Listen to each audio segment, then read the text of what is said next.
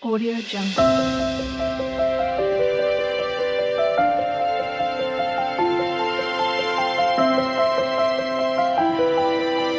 Audio Jungle. عمار بن ياسر هو صحابي من السابقين إلى الإسلام، من الذين عذبوا ليتركوا دين الإسلام. شارك مع النبي محمد في كل غزواته، وقطعت أذنه في معركة اليمامة، وسوف نتحدث عن تفاصيل حياته في الحركة.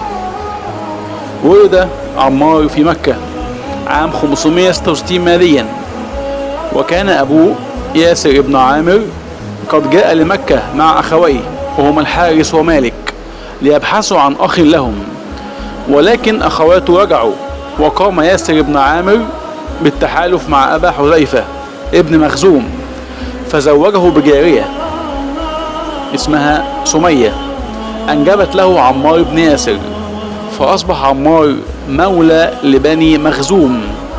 ولما مات أبا حذيفة وانتشرت ديانة الإسلام، فأسلم عمار وأبوه وأمه وأخوه، ولما أسلموا تعرضوا للعذاب من قريش عشان يتركوا دين الإسلام، فكانوا بيلبسوهم أدرع من حديد ويضعوهم في الشمس.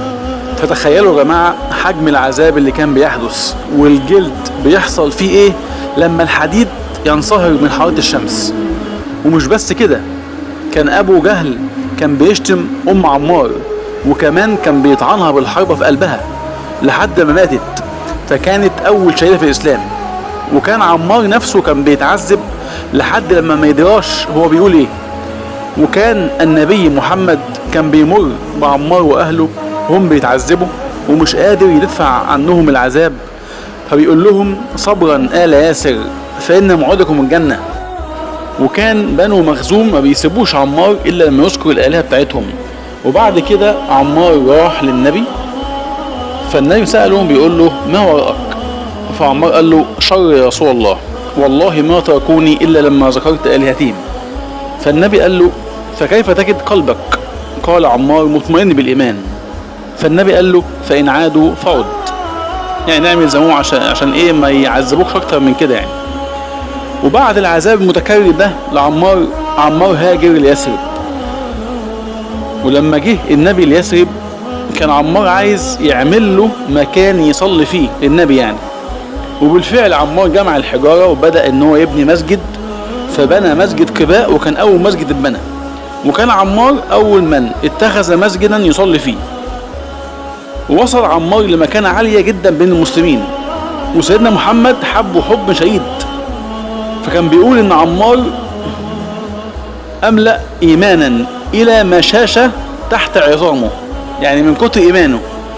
ولما وقع خلاف بين خالد بن الوليد وعمار، الرسول قال من عادى عمارا عاداه الله. فعلى طول خالد سارع باعتذار لعمار.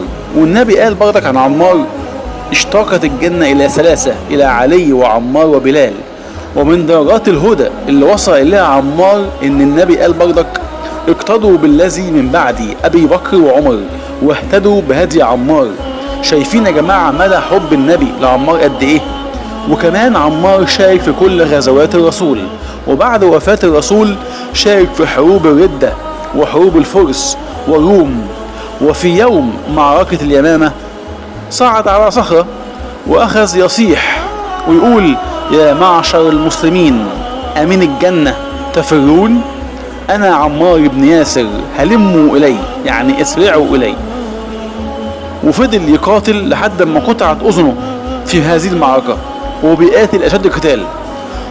وبعدها سارع عمر بن الخطاب واختاره واليا على الكوفة. بعد كده نيجي الموقعة اسمها موقعة الصفين، برضك هو شارك فيها. وقع خلاف في الموقعة دي بين سيدنا علي بن أبي طالب وسيدنا معاوية، فعمار وقف جنب مين؟ سيدنا علي، عشان بيدافع عن الحق. ضد مين بقى؟ اللي هم بيزعموا انهم بيسأرون لعثمان بن عفان، اللي هو جيش مين؟ جيش معاوية. واخذ عمار راية بيده. وفي المعركة تحققت نبوة الرسول اللي قالها، وهي ان عمار سيقطع على يد الفئة الباغية. فكان رجال معاوية بيحاولوا ان هم يتجنبوا عمار عشان الناس ما تعرفش انهم الفئة الباغية دي، لكن شجاعة عمار واصراره واقدامه على القتال افقدهم صوابهم، ما شوفش قدامهم خالص بقى، حتى اصابوه وفعلا قتلوه، وانتشر الخبر بين الناس كلها، وتذكروا نبوءة الرسول لما قال ان هو هيتقتل على يد الفئة الباغية.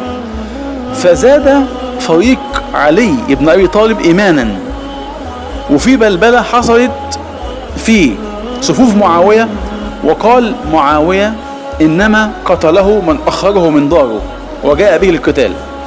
واوصى عمار يوم قتله يعني او ما اتقتل قال ادفنوني في ثيابي، وصلى عليه علي بن ابي طالب على عمار ولم يغسله، ودفنوا في صفين، وقبره مشهور جدا والناس بتزوره الى الان. ومات بطل حلقتنا النهارده يا جماعه، وفي السلام ختام، ولكن الحلقات لسه ما انتهتش. اشوفكم الحلقه الجايه ان شاء الله على خير، والسلام عليكم ورحمه الله وبركاته.